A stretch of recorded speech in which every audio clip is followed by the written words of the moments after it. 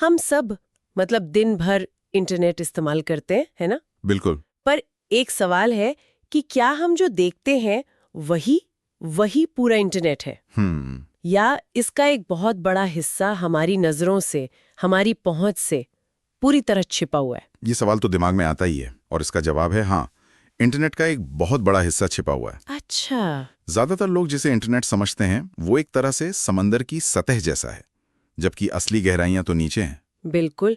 और आज हम इंटरनेट की इसी छिपी हुई रहस्यमयी दुनिया यानी डार्क वेब की गहराई में उतरने वाले हैं। हाँ। ये एक ऐसी जगह है जिसके बारे में डरावनी कहानियां बहुत हैं, लेकिन सच्चाई क्या है? सही बात है। तो आज हम इन्हीं कहानियों की तह तक जाएंगे और देखेंगे कि इस पर्दे के पीछे आखिर चल क्या रहा है। और आज हमारी इस पड़ताल का मकसद सिर्फ सुनी सुनाई बातों को दोहराना नहीं है, नहीं, बल्कि ये समझना है कि डार्क वेब असल में है क्या, ये कौन सी टेक्नोलॉजी पर काम करता है, इसका इस्तेमाल अच्छे और बुरे दोनों कामों के लिए कैसे होता है, और सबसे जरूरी, इससे जुड़े असल खतरे क्या हैं।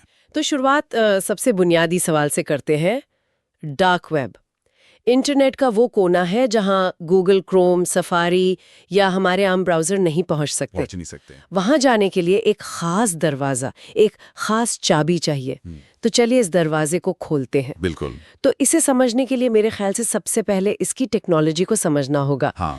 डार्क वेब का पूरा ढांचा ही गुमनामी यानी एनोनिमिटी पर टिका है। हाँ। और इसे एक्सेस करने का सबसे मशहूर जरिया है टॉर ब्राउजर।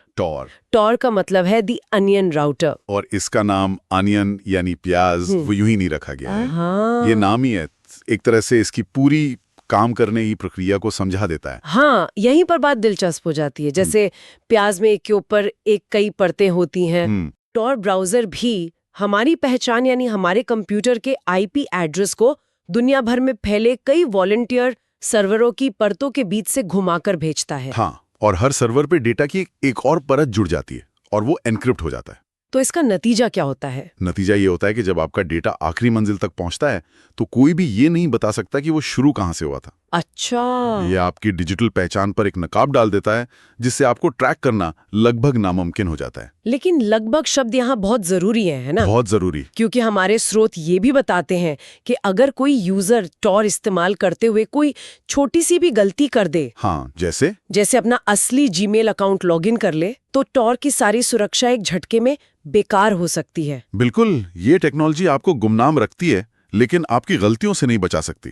सही। और ये गुमनामी सिर्फ यूजर के लिए नहीं है। मतलब एक मिनट, तो आप कह रहे हैं कि सिर्फ वेबसाइट देखने वाला ही नहीं, बल्कि वेबसाइट खुद भी पूरी तरह से छिपी हुई है। हाँ। ये कैसे मुमकिन है? हाँ, यही इसकी सबसे अनोखी और शक्तिशाली बात है।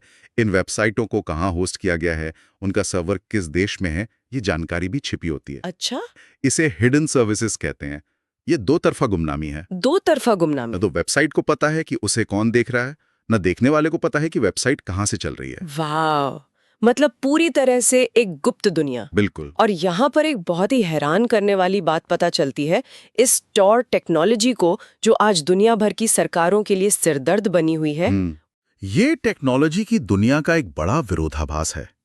इसे अमेरिकी सरकार ने अपने जासूसों और एजेंट्स के लिए बनाया था, ताकि वो ऑनलाइन सुरक्षित तरीके से बातचीत कर सके।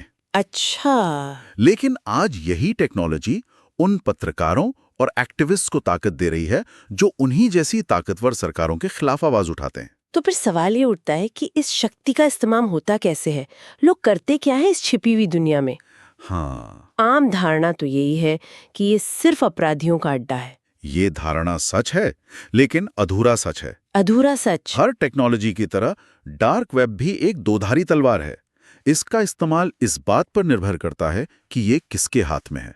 चलिए पहले इसके उजले पहलू की बात करते हैं। हाँ, जरूर। कई देशों में जहां मीडिया पर पाबंदी है और सरकार के खिलाफ बोलना खतरनाक है, वहां के पत्रकार और विसल ब्लोअर्स डार्क वेब का इस्तेमाल करते हैं अपनी पहचान छिपाकर दुनिया तक सच पहुंचाने के लिए। बिल्कुल, ये सेंसरशिप को बाईपास करने का एक बहुत बड़ा जरिया है। और जो बात बहुत से लोगों को चौंका देगी वो ये है कि द न्यूयॉर्क टाइम्स, बीबीसी और डॉयचे वेले जैसे कई बड़े और प्रतिष्ठित मीडिया संस्थानों की अपनी अनियन वेबसाइटें हैं। ये तो वाकई हैरान करने वाली बात है। मतलब बीबीसी जैसी मुख्य धारा की संस्था को इसकी क्या जरूरत पड़ गई? क्या ये सिर्फ विसल ब्लोअर्स से संपर्क करने के लिए है या इसका कोई और मकसद भी है? दोनों ही बातें। एक तो ये कि वो चाहते हैं कि दुनिया के किसी भी कोने से, चाहे वो चीन हो या ईरान, हाँ। कोई भी व्यक्ति बिना सरकारी निगरानी के डर के उन तक पहुंच सके और खबरें पढ़ सकें। और दूसरा ये विसल ब्लोअर्स के लिए एक सुरक्षित चैनल मुहैया कराता है ताकि वो बिना अपनी जान जोखिम में डाले जरूरी दस्तावेज लीक कर सकें। इसके अलावा साइबर सिक्योरिटी एक्सपर्ट्स और एथिकल हैकर्स भी इसका इस्तेमाल करते हैं। हाँ, वो ये समझने की कोशिश करते हैं कि अपराधी कैसे सोचते हैं और कैसे काम करते हैं, ताकि वो उनसे 2 कदम आगे रह सकें और बेहतर सुरक्षा सिस्टम बना सकें। बिल्कुल, लेकिन यही गुमनामी जो एक पत्रकार के लिए वरदान है, वही एक अपराधी के लिए सबसे बड़ा हथियार बन जाती है। और यहीं से डार्क वेब का वो स्याह चेहरा सामने आता है जिसकी वजह से ये इतना बदनाम है। और इस अंधेरे पहलू की कहानी काफी लंबी और चौंकाने वाली है। बहुत। ये सिर्फ कुछ छोटी-मोटी अवैध गतिविधियों तक सीमित नहीं है। बिल्कुल नहीं। डार्क वेब पर अवैध चीजों के लिए बाकायदा ऑनलाइन बाजार हैं, जैसे Amazon या फ्लिपकार्ट। अच्छा, इनमें सबसे कुख्यात था silk road. Silk road? Silk road एक ऐसा मार्केटप्लेस था जहां करोड़ों डॉलर के अवैध ड्रग्स, नशीले पदार्थ और हैकिंग सर्विसेज बेची और खरीदी जाती थीं। और पेमेंट? इसका पेमेंट बिटकॉइन जैसी क्रिप्टो करेंसी में होता था ताकि पहचान छिपी रहे। सिल्क रोड की कहानी तो मतलब किसी थ्रिलर फिल्म से कम नहीं है। बिल्कुल। उसे चलाने वाला जो शख्स था, रॉस उल्ब्रिक, ड्रेड पायरेट रॉबर्ट्स के नाम से जाना जाता था। हाँ, ड्रेड पायरेट रॉबर्ट्स। और सालों तक मतलब FBI जैसी बड़ी बड़ी एजेंसियों से पकड़ ही नहीं पाई थी। हाँ, और इस केस ने दुनिया को दिखाया कि डार्क वेब पर अपराध किस पैमाने पर हो सकता है।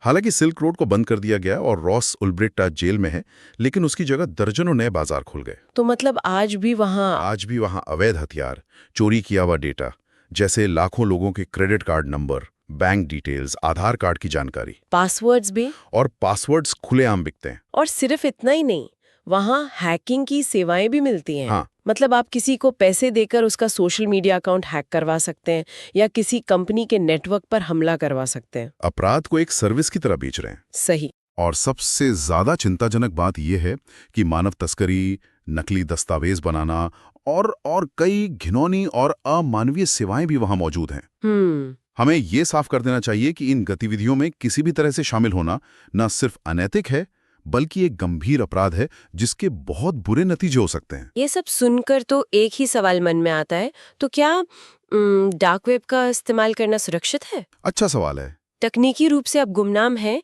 लेकिन क्या आप सुरक्षित हैं? गुमनाम होना और सुरक्षित होना ये 2 अलग-अलग बातें हैं। अच्छा। और यही फर्क समझना बहुत जरूरी है। डार्क वेब का माहौल ही खतरों से भरा है। वो इंटरनेट का एक ऐसा हिस्सा है जहां कोई नियम कानून नहीं चलता। हाँ, जैसे हमारे सूत्रों में एक केस था जहां एक कॉलेज स्टूडेंट ने सिर्फ जिज्ञासा में डार्क वेब पर एक लिंक पर क्लिक किया और फिर अगले ही पल उसके कंप्यूटर पर एक रैंसमवेयर हमला हो गया। ओहो! उसकी सारी फाइलें लॉक हो गईं और उसे अपने ही डेटा को वापस पाने के लिए क्रिप्टो करेंसी में फिरौती देनी पड़ी। मतलब एक गलत क्लिक। हाँ, ये दिखाता है कि सिर्फ एक गलत क्लिक कितना महंगा पड़ सकता है। ये तो एक आम खतरा है। इससे भी गंभीर जोखिम है।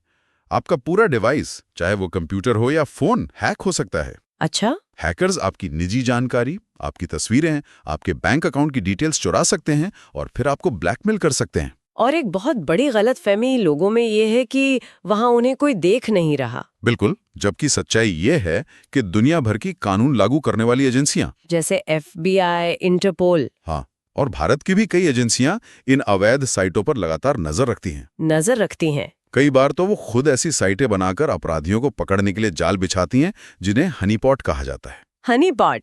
ऐसे में एक आम यूजर जो सिर्फ देखने गया हो, वो भी आसानी से उनकी निगरानी में आ सकता है और बिना वजह कानूनी पचड़े में फंस सकता है।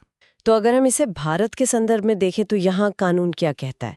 क्या सिर्फ टॉर ब्राउजर डाउनलोड कर लेना ही अपराध है? नहीं, भारत में सिर्फ टॉर ब्राउजर डाउनलोड करना या डार्क वेब पर सर्फिंग करना अपने आप में कोई अपराध नहीं है। लेकिन जैसे ही आप वहां किसी भी तरह की अवैध गतिविधि में शामिल होते हैं, चाहे वो कुछ खरीदना हो, बेचना हो या सिर्फ किसी अवैध कंटेंट को डाउनलोड करना हो, आप भारतीय कानून के दायरे में आ जाते हैं। इसका मतलब ये हुआ कि अगर कोई डार्क वेब से ड्रग्स मंगवाता है या चोरी किया हुआ डेटा खरीदता है, हाँ, तो उस पर सूचना प्रौद्योगिकी अधिनियम यानी IT एक्ट और भारतीय दंड संहिता IPC के तहत ही कार्रवाई होगी। बिल्कुल।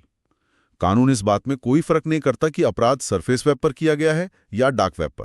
अपराध अपराध है। हम्म। और जैसा मैंने पहले कहा, एजेंसियां वहां सक्रिय हैं, इसलिए सोचना कि वहां कोई पकड़ा नहीं जा सकता एक बहुत बड़ी भूल होगी। तो अब तक की हमारी ये पड़ताल काफी गहरी हो गई है। चलिए एक बार जल्दी से मुख्य बातों को दोहरा लेते हैं, हाँ, ताकि श्रोताओं के लिए एक साफ तस्वीर बन सके। जरूर। तो पहली बात, डार्क वेब इंटरनेट का वो छिपा हुआ एन्क्रिप्टेड हिस्सा है जहां जाने के लिए टॉर जैसे खास ब्राउजर की जरूरत होती है। सही। ये आपको गुमनाम बनाता है, लेकिन ये गुमनामी 100% सुरक्षित नहीं है। बिल्कुल। दूसरी बात, इस पर क्या मिलता है, ये एक दो-धारी तलवार है।